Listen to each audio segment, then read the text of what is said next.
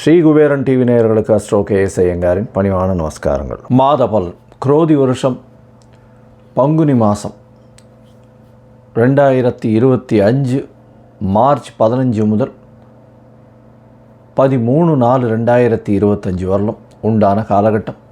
பொதுவாகவே மாத பலன் அப்படின்னு சொல்லும் பொழுது இந்த மாதத்தினுடைய கோள் சாரம் என்ன, இந்த மாதத்தில் வரக்கூடிய விசேஷ நாட்கள் என்ன அப்படின்றதையும், உங்களுக்கு எந்தெந்த நாட்கள் சந்திராஷ்டம நாட்கள் அப்படின்றதை வச்சு இந்த மாதத்தை சொல்லுவோம்.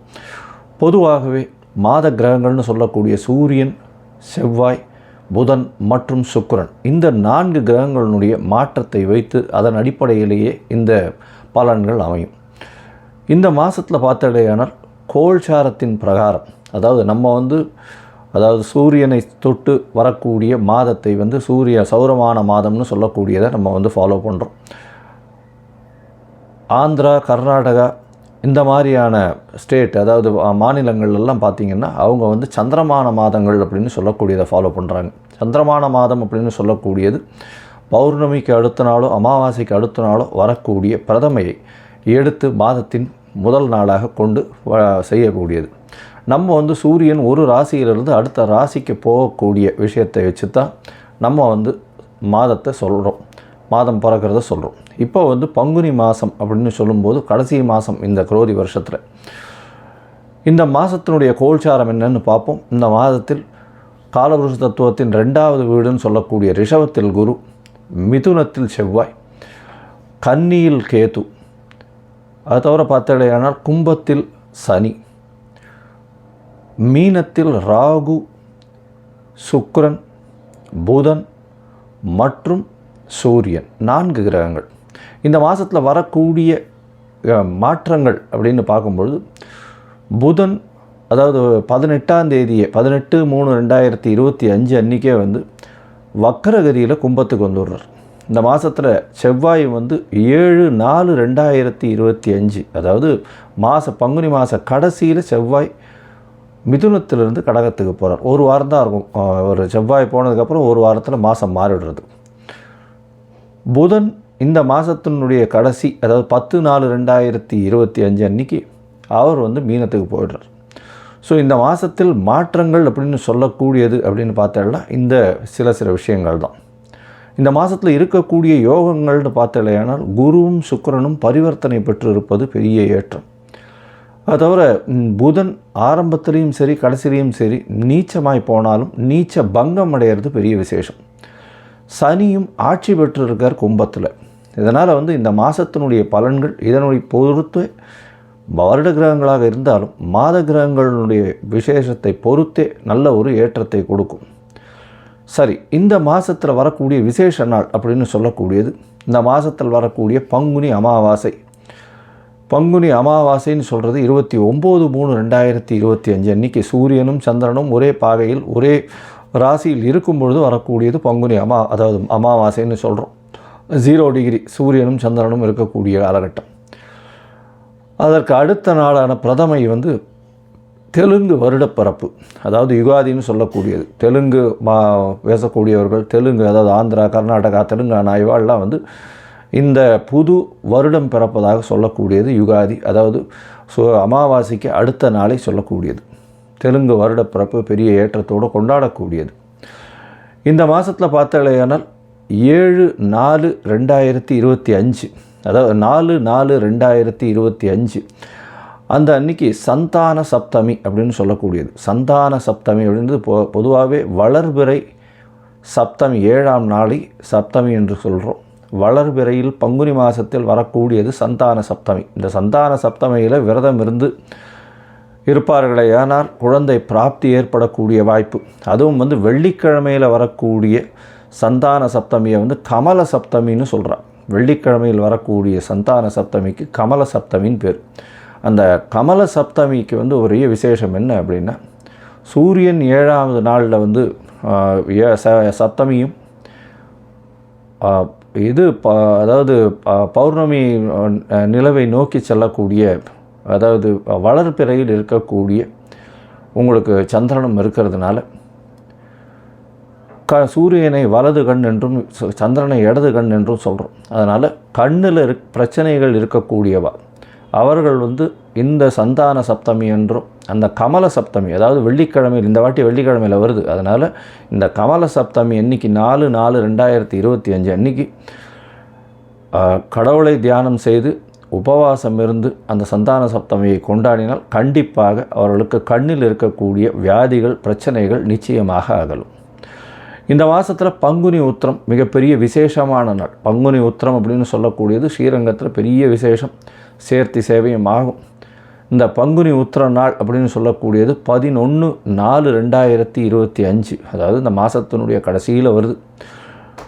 இது வந்து ஒரு பெரிய விசேஷம், அதாவது பெருமாளும் தாயாரும் சேரக்கூடிய அந்த ஒரு பெரிய விசேஷம் பங்குனி உத்திர நாள். வைணவர்களுக்கு பெரிய ஏற்றம், அது தவிர சுப்பிரமணிய கடவுளுக்கு பெரிய ஏற்றத்தை சொல்லக்கூடிய நாளாக பங்குனி உத்திரம் சொல்கிறது. அதுவும் திருமணத்திற்கு உகந்த நாளாக சொல்லக்கூடியது பங்குனி உத்திரம். அதற்கு அடுத்த நாளான 12/4/2025 அன்றைக்கி பௌர்ணமி. பௌர்ணமின்றது வந்து சூரியனும் சந்திரனும் ஒருவருக்கொருவர் 180 பாகையில் இருக்கக்கூடியது. பௌர்ணமி யோகத்தில் பிறந்தவர்கள் நாடை ஆளுபவர்கள் அப்படின்ற அளவில் வந்து பௌர்ணமி யோகம் இருக்கக்கூடியது எப்பொழுதுமே.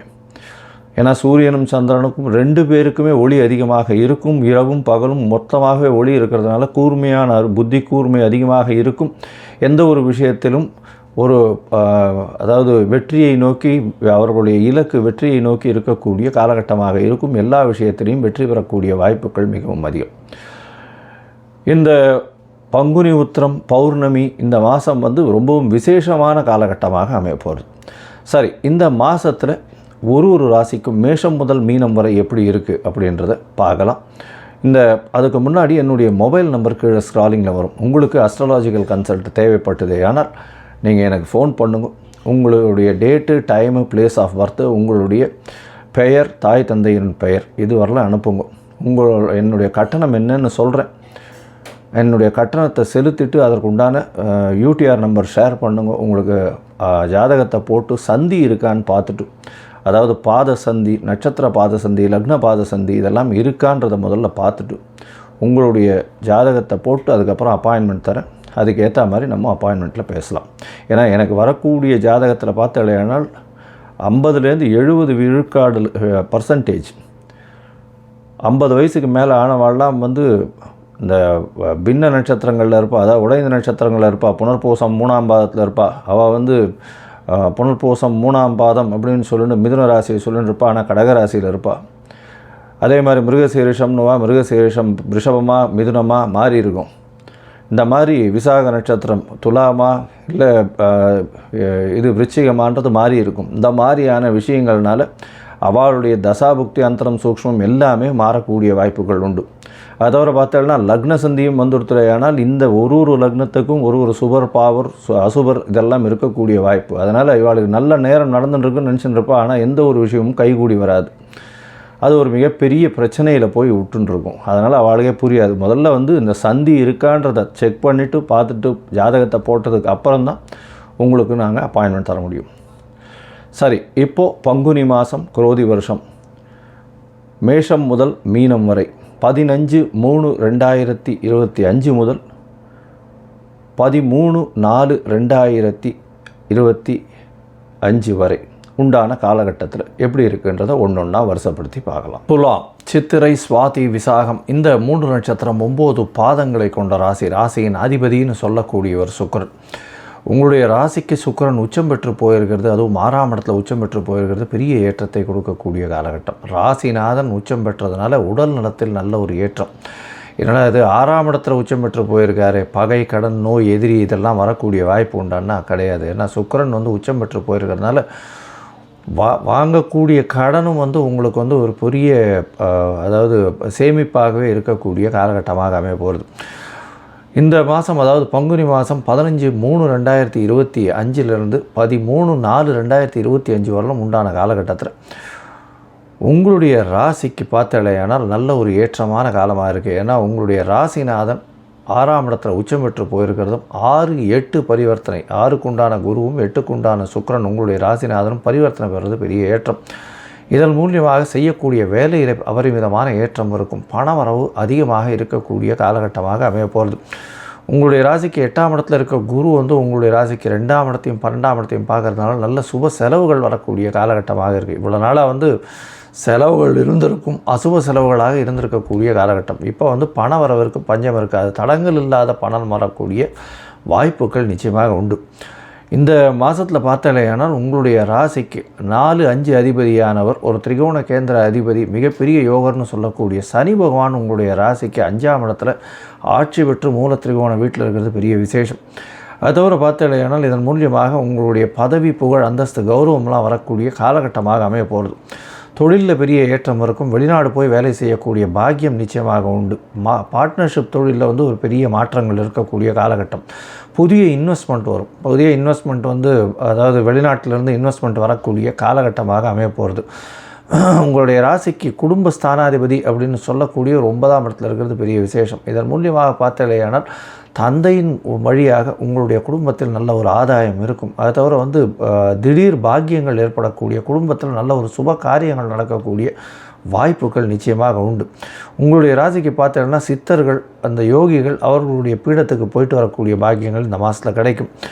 உங்களுடைய ராசிக்கு 9, 12 அதிபதினு சொல்லக்கூடிய புதன் நீச்சப்பட்டு இருந்தாலும் நீச்ச பங்கம் அடைகிறார். ஒரு 4 நாளில் உங்களுடைய ராசிக்கு 5ஆம் இடத்துலையும் வந்துடுறார் வக்கரகதியில். புதன் வக்கரம் பெற்றாலும் நல்ல ஒரு யோகத்தை கொடுப்பார். இந்த மாதம் 6ஆம் இடம் வலுத்து போயிருக்கிறதுனால வெளிநாடு போய் படிக்கணும்னு நினைக்கிறவர்களுக்கெல்லாம் படிப்பில் பெரிய ஏற்றம் இருக்கும். போட்டிகளில் எல்லா விதமான போட்டிகள்லையும் வெற்றி பெறக்கூடிய வாய்ப்புகள் உண்டு. இந்த துளாராசிக்காரர்கள் அதுவும் பால் பதனிடும் தொழில்கள், பாலினுடைய தொழில், அதை தவிர வெள்ளை ஆடை முதலான தொழில், அதை தவிர பார்த்தாலேயானால் உங்களுடைய ராசிக்கு கலைத்துறையில் இருக்கிறவங்க, அதாவது சின்னத்திரை, பெரிய திரை, இந்த மாதிரியான கலைத்துறையில் இருக்கிறவங்க, இவங்களுக்கெல்லாம் பெரிய ஏற்றம் கிடைக்கக்கூடிய காலகட்டமாக அமைய போகிறது. அது தவிர பேச்சு தொழிலில் இருக்கிறவங்களுக்கு நல்ல ஒரு ஏற்றம் இருக்கும். ஆடை ஆபரணங்கள், அதாவது ஆபரணங்களில் நகாசு வேலைகள் செய்யக்கூடிய, அதை தவிர சர்ஜரி, அதாவது டாக்டர் சர்ஜரி, சூப்பர் ஸ்பெஷாலிட்டியில் இருக்கிறவங்களுக்கெல்லாம் பெரிய ஏற்றம் கிடைக்கக்கூடிய காலகட்டமாக அமைய போகிறது. இந்த மாதத்தில் பார்த்தாலேயானால் உங்களுக்கு புதிய பதவி வரும். பதவியோட அந்தஸ்து, கௌரவம்லாம் வரக்கூடிய வாய்ப்பு. புதுசாக வீடு, வாகனம் வாங்கக்கூடிய வாய்ப்பு. தாயின் மூலியமாக சொத்துக்கள் வரும். குழந்தை பிராப்தி ஏற்படக்கூடிய பாக்கியம். என்ன சார் இது, 5ஆம் இடத்துல சனி பகவான் இருக்கார், அப்புறம் எப்படி சார் சொல்கிறீங்கன்னா, 5ஆம் இடத்தின் அதிபதி அப்படின்னு சொல்லக்கூடியவர், புத்திர ஸ்தான அதிபதினு சொல்லக்கூடியவர் ஆட்சி பெற்றிருக்கிறதுனால கண்டிப்பாக குழந்தை பிராப்தி ஏற்படக்கூடிய வாய்ப்புகள் நிச்சயமாக இருக்கும். குடும்பத்தில் நல்ல சந்தோஷமான நிகழ்ச்சிகள் நடக்கக்கூடிய காலகட்டமாக அமைய போகிறது. உங்களுடைய முயற்சிகள் எல்லாமே வெற்றி பெறக்கூடிய வாய்ப்புகள் உண்டு. உடல் நலத்தில் நல்ல ஒரு ஏற்றம் இருக்கக்கூடிய காலகட்டமாக இருக்கும். மென்டல் ஸ்ட்ரெஸ்ஸு கொஞ்சம் இருந்தாலும் பணவரவு நல்லபடியாக இருக்கும். எடுத்த காரியங்களில் எல்லா விதத்திலையும் வெற்றி இருக்கும். மனசளவில் ரொம்ப ஸ்ட்ராங்காக இருக்கக்கூடிய காலகட்டமாக இந்த மாதம் அமைய போகிறது. இந்த மாதத்தில் பார்த்தாலேயானால் உங்களுக்கு எல்லா விதமான ஏற்றங்களும் இருக்கக்கூடிய காலகட்டம். இருந்தாலும் சில நாட்கள் இந்த மாதத்தில் தவிர்க்கிறது நல்லதுன்னு சொல்கிறோம். அந்த சில நாட்கள் அப்படின்றது சந்திராஷ்டம நாட்கள். சந்திராஷ்டம நாட்கள் அப்படின்னு சொல்லும்போது உங்களுடைய ராசிக்கு 8ஆம் இடத்துல சந்திரன் மறைந்து இருக்கக்கூடிய காலகட்டத்தை சந்திராஷ்டமம்னு சொல்கிறோம். இந்த சந்திராஷ்டம காலகட்டத்தில் புதிய முயற்சி வேண்டாம், வெளியூர் வெளிமாநில பிரயாணம் வேண்டாம்னு சொல்கிறோம். அதை தவிர பார்த்தாலேயானால் வெளியூர் அதாவது யாருக்கும் ஜாமீன் கையெழுத்து போடாதீங்க, பொறுமையாக இருக்கிறது ரொம்பவும் நல்லது. இந்த காலகட்டத்தில் பார்த்தாலேயானால் சந்திராஷ்டம நாட்களில் ஒருவேளை நீங்கள் செய்ய வேண்டிய கட்டாயங்களில் சில விஷயத்தை செய்ய வேண்டி இருந்ததேயானால் அதற்கு நீங்கள் சந்திராஷ்டமத்தின் தாக்கம் குறையிறதுக்கு எளிய பரிகாரம் செஞ்சுட்டு பண்ணுறது நல்லது. அருகில் இருக்கக்கூடிய சிவன் கோயிலில் பால் அபிஷேகத்துக்கு பால் கொடுத்துட்டு போங்க. அது உங்களுடைய ஏற்றத்தையும் சந்திராஷ்டமத்தின் தாக்கத்தையும் நிச்சயமாக குறைக்கும். இந்த மாதம் உங்களுக்கு சந்திராஷ்டம நாள் அப்படின்னு சொல்லக்கூடியது பார்த்தாலேயானால் 3/4/2025 5/4/2025 வரலும் இருக்கக்கூடிய நாட்கள், அதாவது 1/4/2025 3/4/2025 வரலும் இருக்கக்கூடிய நாட்கள் சந்திராஷ்டம நாட்களாக இருக்குது. இந்த சந்திராஷ்டம நாட்களில் புதிய முயற்சி, வெளியூர் வெளிமாநில பிரயாணம் வேண்டாம், யாருக்கும் ஜாமீன் கையெழுத்து போடாதீங்க, பொறுமையாக இருக்கிறது ரொம்பவும் நல்லது. மொத்தத்தில் பார்த்தோம்னா துளாராசிக்காரர்களுக்கு பெரிய ஏற்றமான காலம். எடுத்த காரியங்கள் நிறைவேறக்கூடிய வாய்ப்புகள் உண்டு. போட்டியில் நிச்சயமாக வெற்றி, போட்டித் தேர்வில் வெற்றி, மாணவர்கள் வெளிநாடு போய் படிக்கக்கூடிய பாக்கியம், புதிய வீடு வாகனம் அமையக்கூடிய வாய்ப்பு, குழந்தை பிராப்தி ஏற்படக்கூடிய பாக்கியம் நிச்சயமாக இருக்கும். குடும்பத்தில் நல்ல சந்தோஷம் அமையக்கூடிய வாய்ப்புகள் நிச்சயமாக இருக்கும். உங்களுடைய உடல்நிலையில் நல்ல ஏற்றம், கடன் குறையக்கூடிய வாய்ப்பு. அதை தவிர உங்களுடைய மறைந்த இடத்துலேருந்து திடீர் பணவரவு வரும். வெளிநாடு வெளியூர் போகக்கூடிய வாய்ப்பு, வாய்ப்பு, அதாவது உங்களுடைய வேலை நிமித்தமாக வெளிநாடு போகக்கூடிய வாய்ப்புகள் நிச்சயமாக வரும். எடுத்த காரியங்கள் எல்லாமே நிறைவேறக்கூடிய காலகட்டமாக இருக்கும். இந்த மாதத்தில் அருகில் இருக்கக்கூடிய ரங்கநாதர் கோவிலுக்கு போயிட்டு வாங்க, நல்ல ஒரு ஏற்றம் கிடைக்கக்கூடிய காலகட்டமாக. தவிர பார்த்தாலேனால் உங்களுடைய ராசிக்கு இந்த நவகிரகத்தில் இருக்கக்கூடிய சுக்கிரனுக்கு நெய் விளக்கு போட்டுன்னு வாங்க வெள்ளிக்கிழமை, அதுவும் கல்கண்டு போட்டு, நெய்யில் கல்கண்டை போட்டு விளக்கு ஏற்றுங்க. உங்களுக்கு நல்ல ஒரு ஏற்றமும் மாற்றமும் நிச்சயமாக வரும். அதுவும் பஞ்சு திரியில் போட்டு பண்ணுங்க. வெள்ளிக்கிழமை பண்ணுறதன் மூலியமாக உங்களுக்கு அபரிமிதமான வளர்ச்சி கிடைக்கும்.